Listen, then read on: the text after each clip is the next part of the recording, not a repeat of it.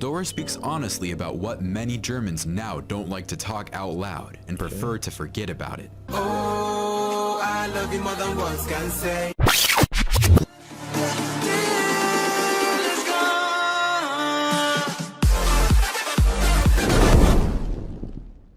Ladies and gentlemen, boys and girls, you know what time it is. You know what time it is. It's your boy again, Shady one and only, and we are back. Ik heiße Shady Shonde Kanon Zulana. Nice to meet you guys here. Alright, anyway guys, today we're going to check out what did Russian soldiers do with the German women that they caught back in the day, guys. Okay, we're going to go back to history to learn a bit more. Alright guys, so that's it too much, guys. Let's go straight into this video and learn. But before we start, guys, make sure you smash like, subscribe, give me some love, and yeah, let's enjoy this. Okay, so far I'm really enjoying this exploration into German culture, German way of life, German humor, German weep. Let's do this, guys. Okay, we subscribe, we like, we go. Interviews with Dora Nass and her memoirs were published very often in Russia and in the West. Dora speaks honestly about what many Germans now don't like to talk out loud and prefer to forget about it. But Dora remembers. She remembers how Hitler and the Nazis came to power. She remembers how the war started. She saw burning Berlin. And she very honestly described the Soviet soldiers whom she saw for the first time and with whom she lived the first days after the surrender of the Third Reich. One of them left his trace in her life forever. A child. How can she describe this encounter? In short, it was horror, and then surprise. Soviet soldiers on the outskirts of Berlin, spring 1945. Dora says that on April 28, 1945, she was hiding from a shelling in a Berlin bomb shelter. Under the roar of the cannonade, she and other Berliners eagerly absorbed rumors that the Wehrmacht was gathering its forces on the northern outskirts of the city and would soon repulse the Soviets in the capital of the Reich. She wanted it and she hoped for it, but the fear of these Russians was too great. It is the fear of coming face to face with the mythical Bolshevik Asian hordes that have been used to scare them for years. The Wehrmacht can no longer come together. The German army fell apart under the onslaughts of the Soviet fronts and could only win in Adolf's fantasies divorced from reality. Soviet soldiers in Berlin, April 1945. Whoa. Berlin has fallen, and the time has come for the Germans to collect stones. Oh my. Dora Nass was in a state of prostration in the midst of a burning city, ruins and ashes. By the way, I saw those when I was in Berlin. Those twins, I saw them there, the Twin Towers. Saw the first Soviet soldier on May 3rd, and suddenly we noticed a wagon in the distance. We had no doubts. These were Russian soldiers. Of course, I was terribly frightened when the wagon stopped. From a distance, you can just see your calamity coming. You can see danger coming. You can see disaster, maybe death or whatever, but you can see it coming. They saw it coming, like the danger, the calamity was just inevitable. Wow. The Soviet soldier went in our direction, and suddenly he spoke German. He spoke very good German.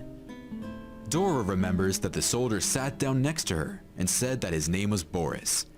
He talked to her for a very long time and showed her photographs of his family. Later, she showed him her photographs and told him about her loved ones. He lived with us for 3 days, and he hung a small notice on the house where we lived, occupied by tankers. In this way, he saved our housing and maybe life. We could have been kicked out of a livable house, so he and saved we didn't him, imagine what would happen to us next. I remember meeting with him as a miracle. He turned out to be a man in an inhumane time.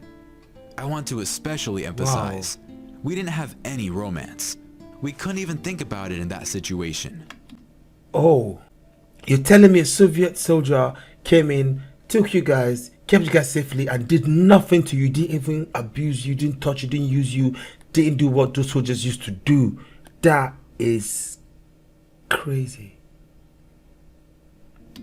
What a romance. We just had to survive.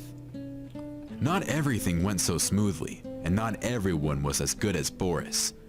Dora recalls that one day she was confronted by a military man who snatched her purse from her hands and urinated on her purse right in front of her. What did she expect? This is not a fairy tale, but a war. Such elements were also in the army of many millions. She also says that she only later found out what bad things German soldiers did on Soviet soil. Often, a meeting with a Reich warrior for a Russian woman could turn into something much worse than just a damaged handbag. Dora Nass's memories are valuable because they are very frank. She doesn't try to defend herself and pretend that she didn't see anything and didn't know anything. She says that what is happening from 1933 to 1944 suited her in general. She, like thousands of her countrymen, waved flags with a swastika, eagerly listened to the speeches of Hitler and Goebbels, and enthusiastically ran to look at the passing motorcade with Mussolini when the Dutch visited Berlin. They believed Hitler, they loved him. He was in their eyes an authoritative politician, to whom until 1939, all European leaders came and shook his hand. Wow. She noticed how her neighbors disappeared, but she was told that they were sent to a labor camp. Oh wow, imagine living life in those times. Imagine the constant fear you're living in. Imagine that. She was quite happy with his explanation, since she couldn't even think about the existence of extermination camps. She, along with her peers, went to the cinema to see anti-Semitic films. Dora lived for a long time with her relatives, who settled in a house on the land of the evicted Poles, and they really liked this house. Awareness came to her when the war was on the doorstep of Germany. Dora asks, "What could we do?" We were part of the besotted mass. And that is why her sincerity in describing the Soviet soldier Boris is so valuable. She understood, even through many years of narrow-mindedness and the desire to make Germany great, that people also lived in the East, real people with a capital letter such as Boris. Boris lived in Dora's house until May 9th and left. She searched for him for many years and decades. She wrote requests to Moscow, and her letters even reached the Central Committee, but she never received an answer. In 2010, with the help of a German journalist who joined the search for the soldier Boris, she learned that Boris was from Bashkiria, and his real name was Bakhtiar.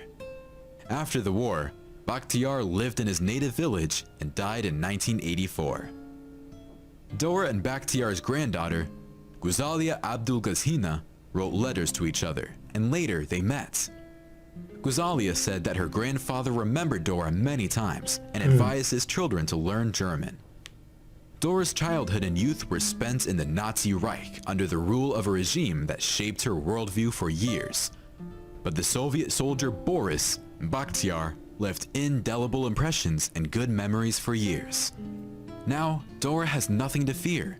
She shouldn't be politically correct, because the Berlin Wall fell long ago, and in Europe anti-Russian statements are now in vogue. And she can say absolutely anything she wants. But she said the following: "I perceive your victory in 1945 as liberation. You then liberated the Germans." The more valuable her words and her understanding of the past and present. In conclusion, I want to know that many want to see and even try to convince other people that Soviet soldiers were cruel and inhuman. But the Soviet soldiers will always be like the glorious fighter and man Bakhtiar Abdulgazhin. The Soviet soldier needed truth and justice.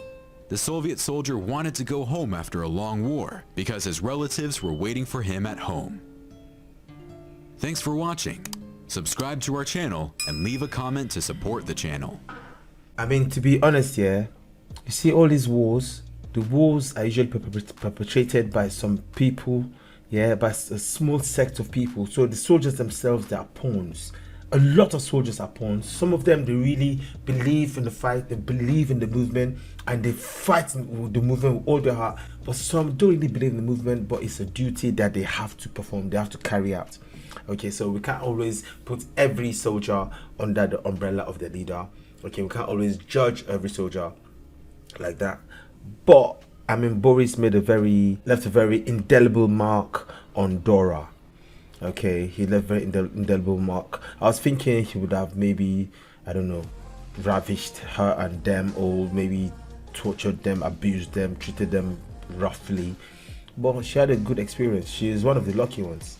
One of the lucky ones. I mean, a lot of our neighbors didn't experience that such luck, but yeah, it is crazy. To be honest, I was expecting a different kind of video, and then I just ended up watching a different video from what I expected. But yeah, interesting still. This is her own viewpoint of the war. Okay, she felt that they were liberated in 1945. All right, so I mean, like, when Hitler lost the war, it was the whole world that was liberated, like the whole world. Imagine if Hitler had won. Imagine if he actually had won the war and took over the whole of Europe and consequently the whole of the world, because he wouldn't have stopped here. Imagine what would have happened. But anyway, like I said, history is for us to learn. Okay, like, everybody have their own perspective of how things happen based on their experiences. Okay, we can't really judge anyone, but this is her experience, and I'm glad she shared it, and we've seen it. All right, we've seen it. So yeah, anyway, it's me, your boy Shady one and only. Guys, do let me know what you think about this in the comment section. Also smash that subscribe, give me some love, and then I'm going to catch you in the next video. Peace out, guys. Peace. Boy, Mr. Shady. Oh.